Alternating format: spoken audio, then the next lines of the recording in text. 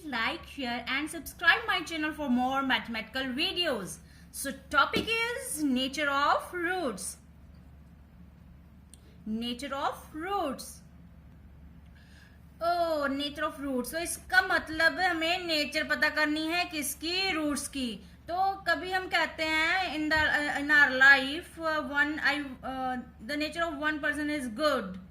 हम उसको जज कर देते हैं, भाई ये बंदा सही है या गलत है, उसको हम नेचर वाइज कह देते हैं कि नेचर वाइज ये गलत है कि ये सही है. कोई बंदा है वो नेचर वाइज गलत है कि सही है. तो इसी तरह रूट्स हैं जो हमारी एक्स की वैल्यूज आ रही हैं.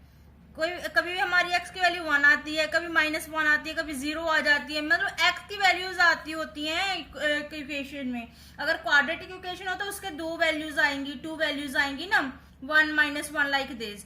तो हमें बताना है ये पहले ही कि इसके रूट्स का नेचर, ये रूट्स हो गए, इसके जीरोस हो गए या रूट्स हो गए.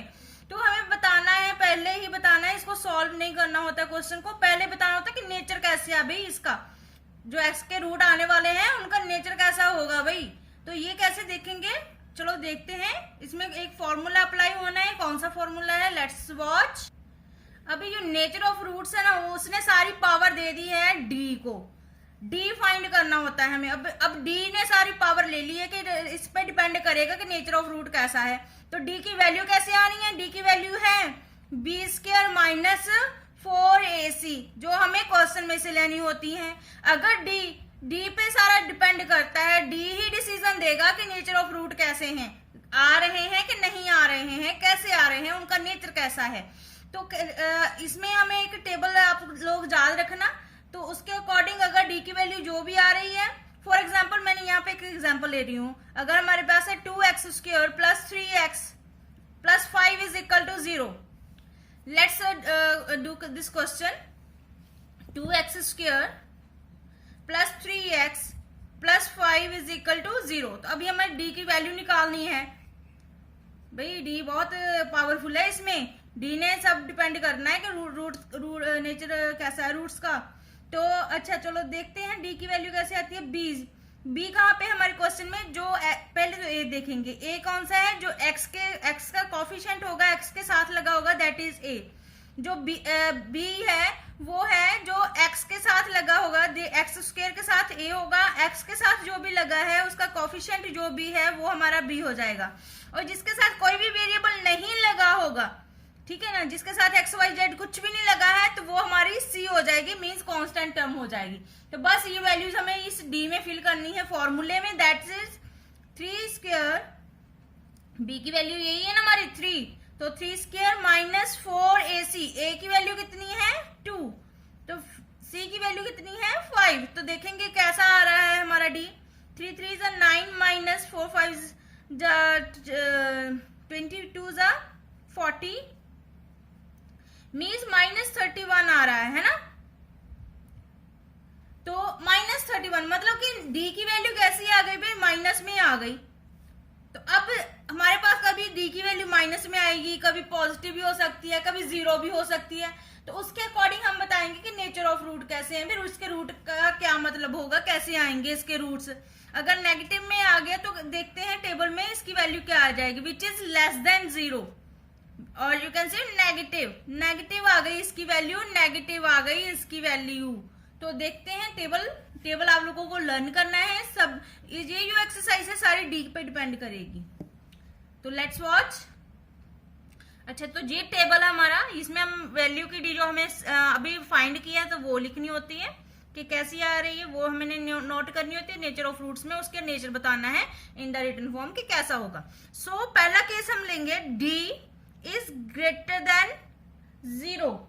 अगर d की वैल्यू > 0 आ गई मतलब पॉजिटिव आ गई है ना, और यहाँ कह सकते हो कि पॉजिटिव आ गई. अगर पॉजिटिव आ गई तो नेचर ऑफ रूट कैसे होंगे, तो आपको यहाँ पे लिखना है कि roots are real and distinct. Distinct का मतलब होता है डिफरेंट. ठीक है, यूनिक होंगे जो भी आएंगे. वो डिस्टिंक्ट का मतलब ये होता है कि वो रूट्स जो हैं वो डिफरेंट डिफरेंट होंगे, नॉट सिमिलर। मतलब ये अगर एक 1 है तो दूसरा 1 नहीं होगा, 3 होगा, ठीक है। तो डिफरेंट डिफरेंट जो है हमारे वो आने हैं रूट्स। तो रूट्स आएंगे कैसे? तो x की वैल्यू आएगी कहाँ से? वो डिपेंड करेगी इस फॉर्मूले पे। x is equal to minus b plus root d by 2a, और दूसरा रूट आएगा minus b minus root d by 2a से। तो ये दो हमारे रूट्स यहां से निकल आएंगे। तो उसके बाद दूसरा केस है, हो सकता है कि d की वैल्यू जो है वो 0 आ जाए। एक तो ये था ना कि 0 d की वैल्यू ग्रेटर देन 0 आ गई, मतलब कि पॉजिटिव आ गई, प्लस में आ गया, d की वैल्यू आ गई, कुछ ले लो, d की वैल्यू हमारे 44 आ गई। अगर 44 आ गई, पॉजिटिव है, 0 से बड़ा है, तो हमारे रूट्स कैसे होंगे? रियल होंगे और डिस्टिंक्ट होंगे। डिस्टिंक्ट का मतलब होता है डिफरेंट होंगे। तो आएंगे कहां से? ये वाले फॉर्मूले से रूट्स। तो अभी हमें मिड टर्म स्प्लिट नहीं करनी, ये वाला फॉर्मूला यूज करना है, ठीक है। उसके बाद है अगर d की वैल्यू 0 हो तो आपने लिखना है रियल एंड इक्वल रूट्स।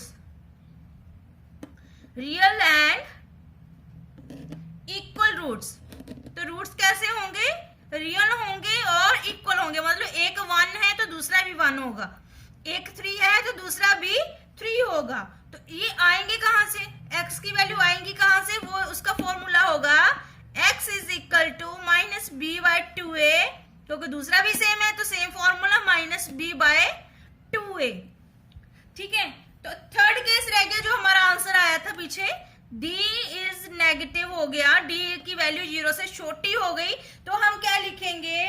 इस केस में होता है कि no real roots, no real roots, क्योंकि हमारे रूट्स जो हैं वो रियल होंगे ही नहीं, वो हम नहीं फाइंड कर सकते। तो कोई भी फॉर्मूला नहीं लगेगा, वहीं पे हमारा जो क्वेश्चन है वो स्टॉप हो जाएगा। तो ये this is the basic key of the this exercise. So you should remember this table to solve the और क्रैक द एक्सरसाइज 4.4।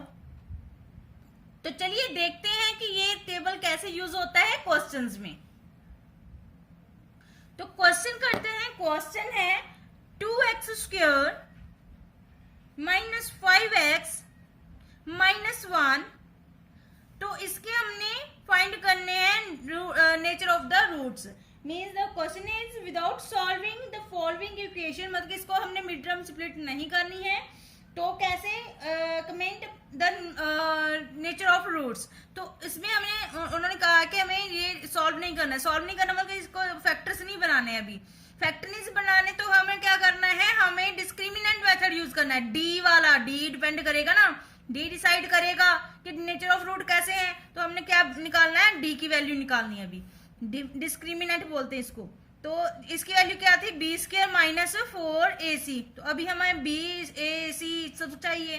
तो मैंने बताया a की वैल्यू कहां से आनी है? जो एक्स स्क्वायर का कोफिशिएंट हो, एक्स के साथ, एक्स स्क्वायर के साथ लगा हो, this is a।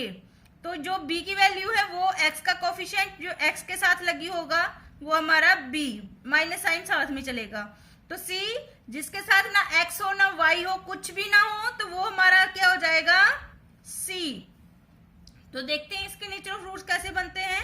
B square minus 5 square minus 4 into a is 2 and c is minus 1.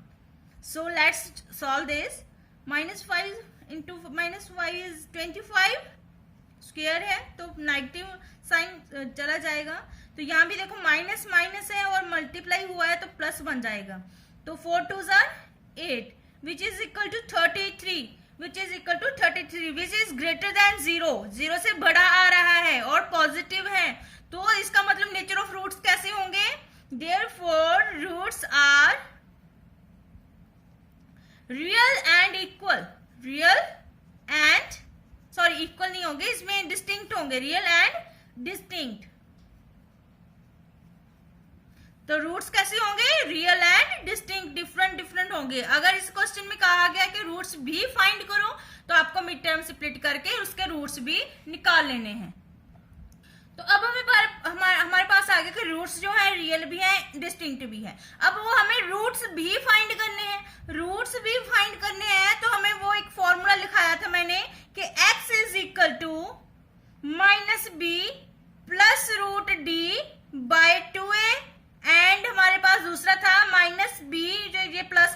Minus का गया d/2a, बस इसमें वैल्यूज फिल कर देनी है, हमारा आंसर आ जाना है।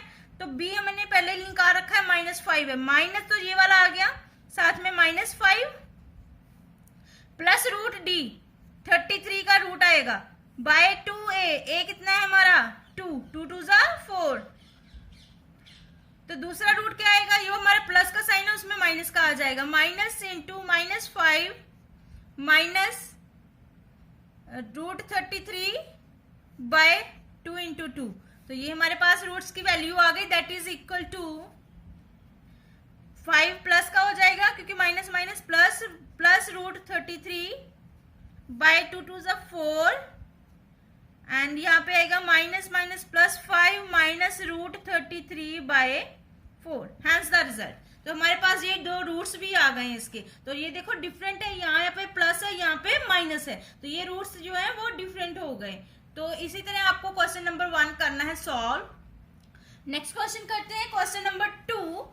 क्वेश्चन नंबर 2 में क्या है, क्वेश्चन नंबर 2 में है कि आपको कहा गया है कि रूट्स जो है वो गिवन है, इक्वल रूट्स हैं, तो आपको k की वैल्यू फाइंड करनी है, मतलब कि कुछ ऐसे जैसे हमें ABC था ना हमारे पास, a2x² - 5x + 2 = 0, तो ABC की वैल्यू आ रही, तो अब इसमें कुछ मिसिंग हो जाएगा, या a मिसिंग हो जाएगा, b हो जाएगा, या c हो जाएगा मिसिंग, मतलब किसी एक की जगह हमारे पास k आ जाएगा, तो हमें k की वैल्यू निकालनी होगी नेचर ऑफ रूट्स का टेबल लगा के। तो कैसे करना देखते हैं क्वेश्चन है, find the value of k for each of the following quadratic equation so that they have equal roots, तो इक्वल रूट्स वाला हमें मेथड लगा देना है क्वेश्चन नंबर 2, ठीक है। तो इक्वल रूट्स तो कैसे होंगे, इक्वल रूट किसमें थे, d ग्रेटर देन होगा तो roots are real and distinct था, d = 0 था तो roots are real and equal, तो ये वाला केस लगेगा, d की वैल्यू कितनी होनी चाहिए 0, तो फिर से हमें d की वैल्यू ही निकालनी है इसमें भी, तो देखते हैं कैसे निकलेगी। d = क्या था, b² - 4ac, तो b हमारा कौन सा है, पहले abc की वैल्यू सिलेक्ट कर लें, ये हमारा a है क्योंकि x² का कोफिशिएंट है, x² के साथ लगा है, b कौन सा है, ये वाला है k क्योंकि ये x का कोफिशिएंट है और x के साथ लगा है, this is b, and c जिसके साथ x नहीं लगा है दैट इज आर c, तो बस वैल्यूज पुट कर दो, हमारी वैल्यूज पुट करेंगे तो k² b की वैल्यू k है ना, k² आ जाएगा, -4 इंटू a कितना है हमारा 2, एंड c कितना है हमारा 3, तो हमारा आंसर आ जाएगा k² -4 4 16 16 3 24, तो ये हमारा आंसर आ गया, d की वैल्यू कितनी आ गई k² -24 there, but according to the question क्या है, क्वेश्चन क्या है, रूट्स आर इक्वल, तो रूट्स इक्वल कब हो गए, जब हमारी d की वैल्यू 0 होगी, तो यहाँ पे हमें अब क्या कर देना है, जो हमारी d की वैल्यू है वो हमने = 0 रख के वहां से हमने किसकी वैल्यू निकाल लेनी है, k की वैल्यू, तो k की वैल्यू कैसे आएगी, k = k² 24 दूसरी साइड शिफ्ट हो जाएगा, दैट इज 24 प्लस का हो जाएगा, उसके बाद k का स्क्वायर हट के दूसरी साइड वो क्या हो जाएगा प्लस माइनस, क्योंकि स्क्वायर है तो प्लस माइनस आएगा, +- √24, तो this is the answer of the first question, और you can solve the 24 again. Next तो ये आ जाएगा 2√6, इसके आगे सॉल्व नहीं होगा ये, तो ये ऐसे आपको सॉल्व करना है, k की वैल्यू फाइंड करनी है। दोबारा देख लो, इसमें इस एक्सरसाइज में d की बहुत वैल्यू है, डिस्क्रिमिनेंट की बहुत ज्यादा वैल्यू है, इस पे डिपेंड करेगा, तो d तो निकालना ही इसमें रूट ऑफ नेचर आ जाए, नेचर ऑफ रूट्स आ जाए, तो क्या करना है, d की वैल्यू निकाल ली, वो वैल्यू k में आ जाएगी, k में जो भी उसने दिया होगा, ठीक है, k में आ गया। अकॉर्डिंग टू द क्वेश्चन में क्या कहा गया कि इक्वल रूट कहा गया है, तो = 0 रख देना है, = 0 रख के मोस्टली यही कहा गया होता है, इक्वल रूट्स होंगे, तो हमने क्या करता होता है, डिस्क्रिमिनेंट = 0 रख लेना होता है। उसके बाद हमने k की वैल्यू निकाल लेनी है, k की जो भी वैल्यू आएगी दैट इज यहाँ पे b की वैल्यू वही आनी होती है, ठीक है। तो this is the question, second question. Have a nice day.